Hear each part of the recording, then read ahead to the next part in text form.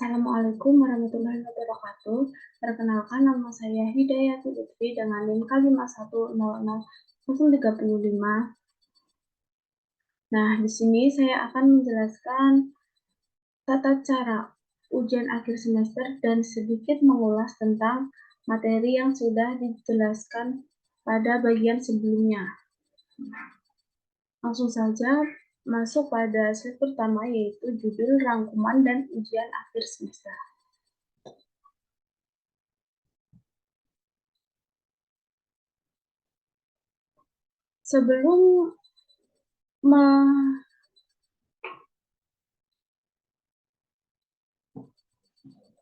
Sebelum menjelaskan tata cara terkait ujian akhir semester, Kak Lutfi akan mengulas sedikit tentang materi yang sudah diberikan oleh kakak-kakak tentor sebelumnya pada bagian sebelumnya.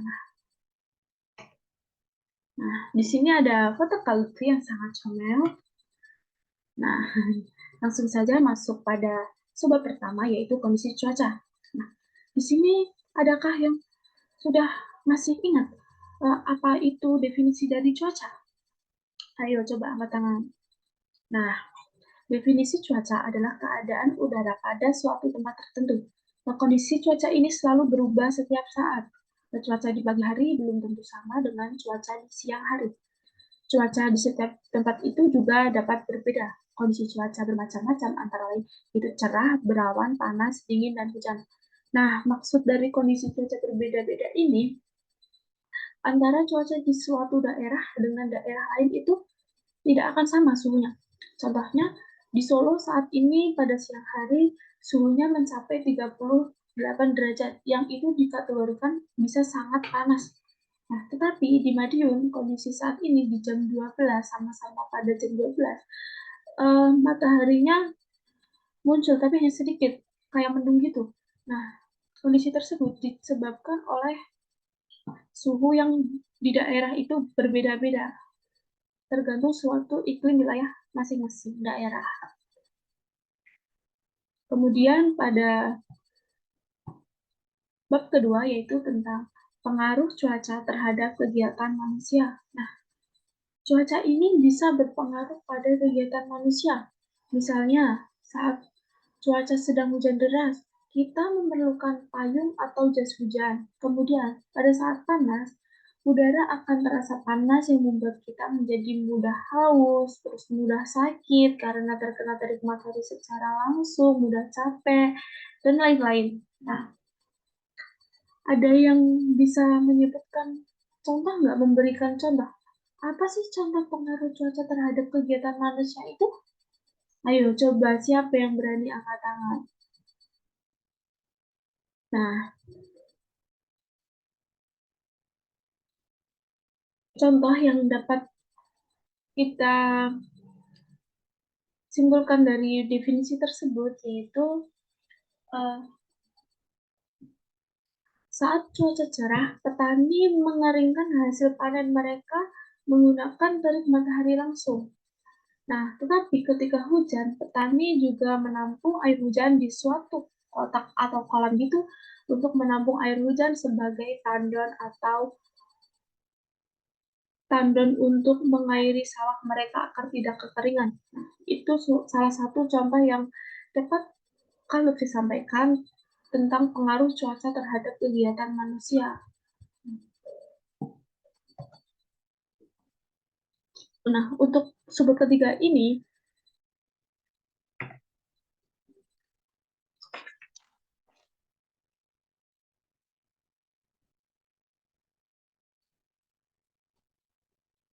Indonesia sendiri merupakan negara yang beriklim tropis.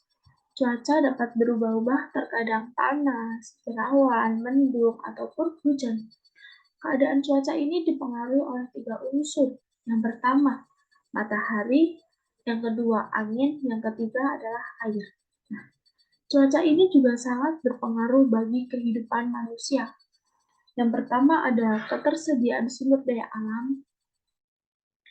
Nah, maksud dari pernyataan yang nomor 1 yaitu cuaca yang ekstrim seperti banjir dan kekeringan dapat merusak sumber daya alam dan mengancam keberlanjutan lingkungan. Oleh karena itu, penting bagi kita untuk menjaga kelestarian alam sekitar. Kemudian yang kedua ada ketersediaan alat transportasi. Nah, cuaca dapat mengakibatkan gangguan, keterlambatan, kerusakan, atau bahkan kecelakaan pada sistem transportasi. Contohnya, pada saat musim penghujan, pesawat banyak yang delay atau yang menunda keberangkatannya karena cuacanya sedang tidak bagus untuk penerbangan. Nah, oleh karena itu, informasi cuaca yang akurat ini sangat penting untuk mendukung kelancaran dan keamanan transportasi. Kemudian yang ketiga ada kelancaran aktivitas manusia sehari-hari. Nah, pada saat cuaca cerah, manusia itu bisa melakukan kegiatan seperti bekerja, jalan-jalan, ataupun bermain, dan lain sebagainya.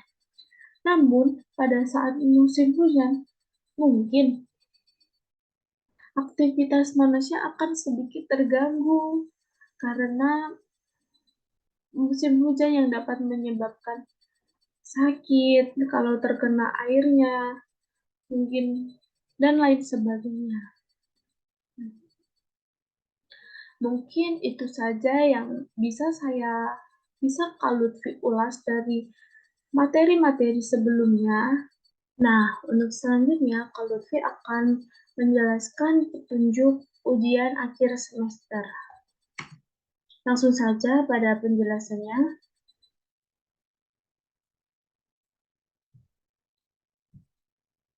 Yang pertama, sebelum UAS, kalian baca doa sebelum mengerjakan UAS terlebih dahulu. Kemudian yang kedua, isi data diri pada tempatnya.